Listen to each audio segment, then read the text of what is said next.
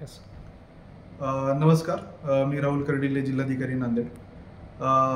सर्व नांदेडकरांना माझं आव्हान आहे की आता आज जो दिवसभर आपल्याकडे पाऊस झाला आहे तो आता थांबलेला आहे, परंतु तरी पण आपण आज सतर्क राहावं, कारण पाण्याची पातळी खाली जाते. पाऊस थांबला आहे, परंतु यानंतर काही साथीचे आजार किंवा इतर आजार पसरू शकतात.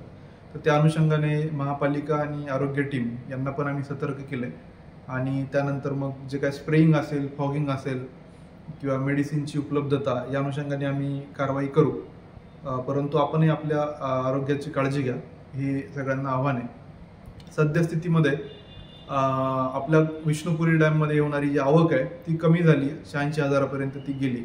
त्यामुळं विष्णुपुरीतून जो होणारा डिस्चार्ज आहे तो 1,06,000 होता, तो आपण आता एक गेट बंद करून तो 96,000पर्यंत कमी करण्याचा आपला प्रयत्न आहे. आणि पोचमपाड डॅम आहे, तिथून होणारा विसर्ग आता 5.5 लाख क्युसेक्स आहे.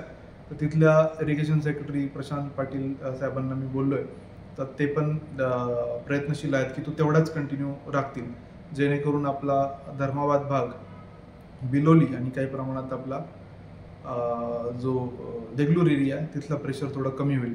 दुसरी गोष्ट म्हणजे अहमदपूर, उदगीर आणि बिदर यांच्याही मी सातत्याने संपर्कात आहे. बिदर कलेक्टर आणि लातूर कलेक्टर यांच्याशी माझं बोलणं झालं आणि सुदैवाने कुठला अलर्ट तिकडं नाही आहे. पाऊस तिकडं कमी झाला आहे, थांबला आहे.